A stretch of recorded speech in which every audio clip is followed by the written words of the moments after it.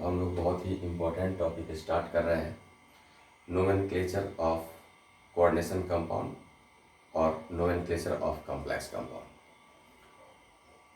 इस टॉपिक से nomenclature coordination compound का या कॉम्प्लेक्स कंपाउंड का किसी भी एग्जामिनेशन में पूछता ही है, तो इसको थोड़ा ध्यान से समझेंगे क्योंकि यहाँ से मार्क्स फिक्स है, वह पूछेगा ही। कोई भी कॉम्प्लेक्स कंपाउंड है उसमें आपको समझाया गया है कि वो कॉम्प्लेक्स कंपाउंड में केटायन कॉम्प्लेक्स हो सकता है, एनायन कॉम्प्लेक्स हो सकता है या फिर कॉम्प्लेक्स न्यूट्रल भी हो सकता है। पहले जब भी हम किसी का नेमिंग करते हैं, किसी भी केमिकल कंपाउंड का नेमिंग करते हैं, तो ये ध्यान रखते हैं कि पहला नाम केटायन के लिए जाएगा और दूसरा नाम एनायन के लिए जाएगा। पहले हम केटायन का नाम लिखते हैं, फिर एनायन का नाम लिखते हैं। तो रूल्स में फर्स्ट पॉइंट लिख दिया गया है, cation is named first followed bye anion. पहले केटायन का नाम लिखेंगे, फिर एनायन का नाम लिखेंगे। अगर कॉम्प्लेक्स कंपाउंड में केटायन और एनायन दोनों है तो उस कंडीशन में पहले केटायन का नाम लिखेंगे, फिर एनायन का नाम लिखेंगे। अब केटायन का नाम लिखे तो केटायन कॉम्प्लेक्स हो सकता है या फिर केटायन कॉम्प्लेक्स नहीं भी हो सकता है। जैसे ये एग्जाम्पल लिखा गया, ये जो एग्जाम्पल लिखा गया है CONS3 होल 6 Cl3, इसमें काउंटर आयन कौन सा है? Cl3।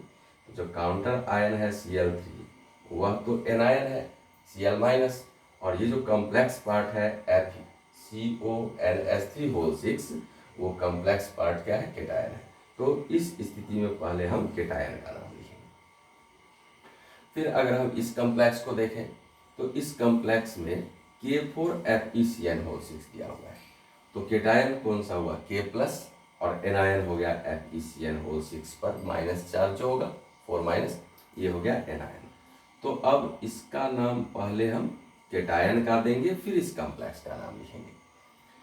ये न्यूट्रल कॉम्प्लेक्स है, इसका नेमिंग जैसा कि हम नीचे चर्चा करेंगे कि इसका नेमिंग जो केटायन का नेमिंग है उसके जैसा होगा। तो इसमें तो अब इसी का नाम लिखना है क्योंकि यहाँ पर कोई काउंटर आयन है नहीं। तो हम ये देखें कि केटायन का नाम लिखना है तो यहाँ पर केटायन पोटासियम है तो पोटासियम लिख देंगे, लेकिन यहाँ पर केटायन तो पोटासियम नहीं है, या तो कॉम्प्लेक्स आयन है। तो जो सेकेंड रूल में हम चर्चा करेंगे वो कॉम्प्लेक्स पार्ट का नेमिंग कैसे करेंगे इस बात पर चर्चा करते हैं, ताकि वो अगर केटायन में यूज हो रहा होगा तो वहाँ भी उसका नाम लिख लेंगे, या एनायन में यूज होगा तो वहाँ भी नेम लिख लेंगे। इसलिए सेकेंड हेडिंग लिखे, the naming of complex ion. Complex ion का नेमिंग हम कैसे करेंगे? तो कॉम्प्लेक्स आयन के नेमिंग में सबसे पहले जो कॉम्प्लेक्स पार्ट है उसमें लीजेंड होता है, तो number and name of the legend written first. सबसे पहला स्टेप होगा कि सेंट्रल मेटल एटम को छोड़ दीजिए, उसमें जो लीजेंड है उसके संख्या और उसके नाम को पहले लिखते हैं। Number and name of the legend written first, ये फर्स्ट पॉइंट। तो यहाँ पर लिखिए, the number and name of the legend are given first followed by the central metal atom और आयन। उसके बाद हम लोग सेंट्रल मेटल एटम या आयन का नाम लिखते हैं। ठीक है, अब number and name of the legend first given first, उसके बाद सेंट्रल मेटल एटम का नाम लिखेंगे। तो पहले हम लोग चर्चा कर लें सेंट्रल मेटल एटम का। देखिए ये टॉपिक ऐसा है कि जब तक पूरा कंप्लीट नहीं होगा आप नाम लिखने में, प्रत्येक फ्रैगमेंट में नया नया रूल्स है, तो उसको ओबे करते हुए हम लोग नाम लिखेंगे। तो थोड़ा सा पूरा टॉपिक को ख़त्म होने तक आप एकदम कंसंट्रेशन के साथ इसको पढ़ेंगे। क्या बतलाएगा? सबसे पहले number and name of the legend लिखा जाएगा, उसके बाद सेंट्रल मेटल एटम या आयन का नाम लिखा जाएगा। अब number and name of the legend, तो लीजेंड का नाम कैसे लिखेंगे इसके लिए अलग रूल आएगा, और सेंट्रल मेटल एटम या आयन का नाम कैसे लिखेंगे इसके लिए अलग रूल आएगा। तो हम लोग अटेंशन पहले दे दें कि सेंट्रल मेटल एटम या आयन का नाम कैसे लिखते हैं। तो यहाँ पर हम लिख दिए कि if it is cationic complex, if it is cationic complex, the name of the central metal atom will remains unchanged. अगर वह cationic complex है तो सेंट्रल मेटल एटम के नाम को हम परिवर्तित नहीं करेंगे। जैसा सेंट्रल मेटल एटम जो नॉर्मली लिखा जाता है वही नाम लिखेंगे। जैसे सेंट्रल मेटल एटम में कोबाल्ट है तो कोबाल्ट ही लिखेंगे। सेंट्रल मेटल एटम में यहाँ पर क्या है, कैटायनिक कॉम्प्लेक्स में कोबाल्ट है तो यहाँ पर सेंट्रल मेटल एटम के नेम में कोबाल्ट ही लिखेंगे। अगर सेंट्रल मेटल एटम कॉपर है तो कॉपर ही लिखेंगे।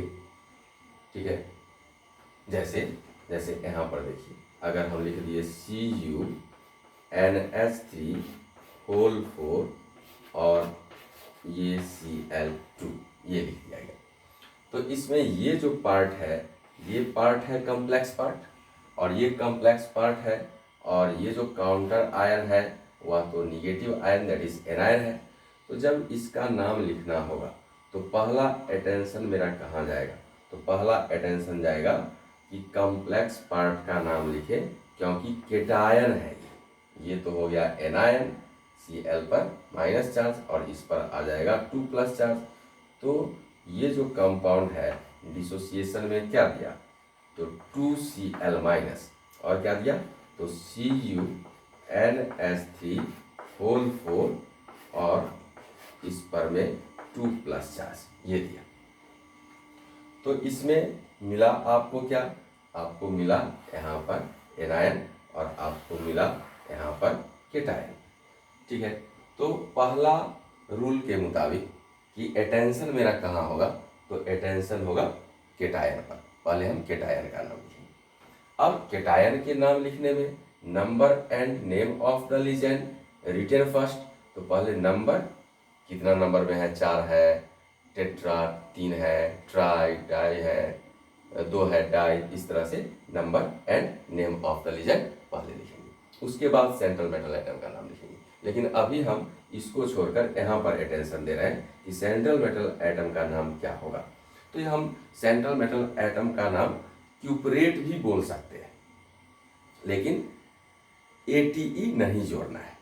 क्यों नहीं जोड़ना है, क्योंकि यह केटायनिक कॉम्प्लेक्स है। यानी रूल्स में आपको बताया गया कि अगर सेंट्रल मेटल एटम केटायनिक कॉम्प्लेक्स का हो तो उसके नाम को नॉर्मली एज यूजुअल लिख देते हैं बिना कोई चेंज किए।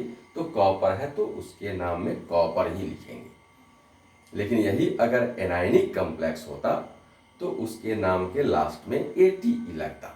जैसे जैसे यहाँ पर जो सेंट्रल मेटल एटम है, यहाँ पर जो सेंट्रल मेटल एटम है इसके नाम को आप क्या लिखेंगे, कॉपर। कॉपर इसका जो नेम होगा उसको आप सिंपली कॉपर ही बोलेंगे। ठीक है, लेकिन जब हम दूसरे एग्जाम्पल को देखें कि अगर यह एनायनिक कॉम्प्लेक्स है, जैसे हम एक एग्जाम्पल लिख लिए K4FeCN46, ये कॉम्प्लेक्स पार्ट, इसको जब आप डिसोसिएट कराइएगा तो यहाँ पर आएगा 4K प्लस एंड FeCN46, ये इस पर आ जाएगा 4 माइनस। तो इसमें आप क्या देखें कि ये आया केटायन और ये आया एनायन। तो डिसोसिएशन में जो ये केटायन है पहले तो इसका नाम लिखेंगे। पहला रूल यही का है, पहले हम केटायन का नाम लिखेंगे। इससे पहले वाले एग्जाम्पल में केटायन ही कॉम्प्लेक्स था तो हम उस पर चर्चा करने लगे, लेकिन यहाँ पर पहला नाम किसका लिखना होगा, केटायन का, मतलब पोटासियम लिखना होगा। और उसके बाद तो नाम लिखना होगा इस कॉम्प्लेक्स पार्ट का, यह एनायन है। तो जब इस कॉम्प्लेक्स पार्ट के नाम लिखने पर आएंगे तो number and name of the legend पहले लिखेंगे। तो 6 की संख्या में है तो हेक्सा, और ये साइनाइड का नाम यहाँ पर साइनो होगा, मतलब कब साइनाइड लिखेंगे कब साइनो लिखेंगे, ये साइनो होगा। लेकिन अभी हम सीख रहे हैं क्या, सेंट्रल मेटल एटम का नाम लिखना। तो ये जो सेंट्रल मेटल एटम है इसका नाम यहाँ पर क्या लिखेंगे, तो चूंकि यह एनायनिक कॉम्प्लेक्स में है, ये सेंट्रल मेटल एटम चूंकि एनायनिक कॉम्प्लेक्स में है इसलिए इसका नाम लिखा जाएगा फेरेट। इसका नाम क्या लिखेंगे, फेरेट, मतलब ATE लास्ट में ऐड करेंगे। ठीक है, तो ये यहाँ पर आपको बतला दिया गया कि अगर केटायनिक कॉम्प्लेक्स है तो सेंट्रल मेटल एटम का नाम बिना परिवर्तन का लिखा जाएगा, बिना किसी चेंज का लिखा जाएगा। लेकिन अगर यह एनायनिक कॉम्प्लेक्स है तो उसके सेंट्रल मेटल एटम के नेम को हम ATE से लास्ट करते हैं। यानी if it is anionic complex the name of the central metal atom will and with ATE। तो उस कंडीशन में सेंट्रल मेटल एटम का नाम किससे लास्ट करेंगे? ATE से लास्ट करेंगे। ठीक है।